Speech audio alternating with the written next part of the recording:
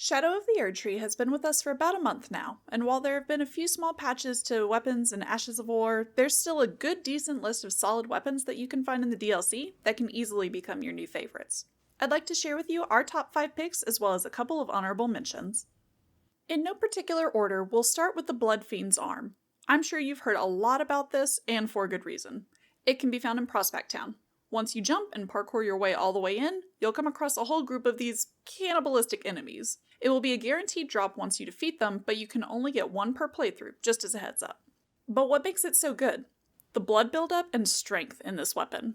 The key to doing it is a charged R2 attack, not a jumping R2. The way to know if you've done it correctly is if you see a spray of blood around the enemy. It already has a decent proc buildup on its own, but you can also infuse it with more blood affinity with a whetstone, and then that will make the buildup even higher. You just have to be careful in how you time your swings, since it does take a moment to prepare it. Up next is the ancient meteoric or greatsword. It's found in the Ruin Forge Starfall Past at the altar. It can be a little easy to miss, so make sure you use this door as a platform after you pull the lever and ride it up to where the altar is located. The DLC has given us several weapons with really incredible Ashes of War, and this is one of them. The white light charge closes gaps on your enemies incredibly fast, and you can control where you want to go when you execute it. Once you dash forward, there is a big explosion of light, which will cause most foes to be staggered, if not thrown backwards to the ground. We even tested this on Melania to see how well it would work, and much to our surprise, quite well. The much larger foes will not be thrown, but there is a good chunk of damage that comes off with the explosion itself. Let's talk about the Beast Claws weapon. You can find them almost immediately in the DLC by going just southeast of the first site of Grace, the Gravesite Plains. Down in the trees here is a wandering NPC called Logar the Beast Claw. All you need to do is defeat him, and you will obtain them as a reward. And don't worry, like many of the new weapons, you can automatically dual wield them to have a claw for each hand. The thing that makes the Beast Claws so appealing is how much momentum they give you for moving forward towards your foes that may do a lot of backwards jumping, and the combos are quite quick. They already have some small amount of blood loss built into them, and similar to Bloodfiend's arm, you can infuse it with more and almost double the proc. But you can also get a good amount of buildup with either frostbite or poison if you choose to go that way as well. Quick combos with high proc buildup? I think we all know where that leads. Next is probably the big fan favorite, Spear of the Impaler, aka Mesmer's Spear. You will have to defeat Mesmer and then exchange his remembrance in order to gain it. It's yet another one with a completely insane Ash of War called Mesmer's Assault. I mean, let's just take a moment to look at this.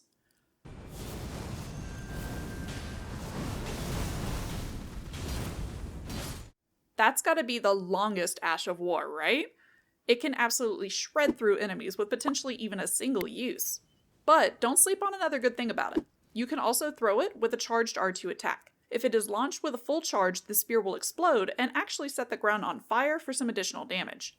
While it can be thrown at a decent distance, keep in mind that there is a damage drop-off depending on how far away you are from the target. While you can't change the attributes on the spear, you can still use talismans and armor pieces to buff the fire damage it causes, so there's plenty of ways to play with this weapon.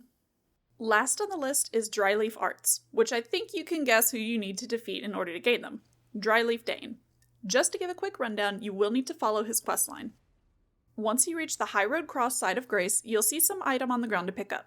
This will give you the Monk's Missive, as well as a gesture called May the Best Win. From there, you go straight east to the Morth Ruins side of Grace, where the monk is waiting for you. Perform the gesture, which will lead into a fight, defeat him, and pick up the new item by Miquella's Cross, which is the weapon. The combo is a bit slower than the Beast Claws, but they do have good poise damage. In a way that they are similar to the Beast Claws, you can get a good proc of either blood, poison, or frostbite if you infuse them, with frostbite being the highest. You can switch out the Ash of War if you want, but if you charge up the Palm Blast, it can get quite a bit of damage with a singular hit that it does. You can also just one-hand or two-hand the weapon for different combos, but the damage numbers don't necessarily change much from doing so. And that's it for our top 5 list. What do you think? Do you use any of these in your builds? There's certainly quite unique combos that you can make with a few of them. But before we head out, let me tell you about our 2 honorable mentions. First is the Staff of the Great Beyond. It can take some time to get to it, as you have to follow Ymir's questline and then exchange the remembrance from the Mother of Fingers. The thing that makes this staff so unique is it allows you to cast both sorcery and incantations. Naturally, because of that, you will need to have higher stats in intelligence and faith to wield it, but the trade-off is worth it. It isn't necessarily a new overpowered staff in and of itself, but if you like to use both casting methods and don't want to keep swapping your weapons around, this will certainly help save some time. Last, but certainly not least, at least to me, is the Anvil Hammer. It is a heavy colossal weapon that does both fire and physical damage, but it will also give you a good boost to your defensive stat if you two-hand it. Once I located it in the Ruined Forge lava intake, I ran it for almost the entirety of the DLC. Its strength is incredible. The hammer can actually take some of the hits for you, and the Ash of War can help a little bit with crowd control. This one may just be a personal choice, but this became my new favorite colossal weapon, so I couldn't just leave it out of this video. Were there any weapons that you feel like we missed? There certainly are still some top contenders out there, and we want to hear what your new favorite weapons are. Thanks for sticking with me to the end, because as we all know, time is runes.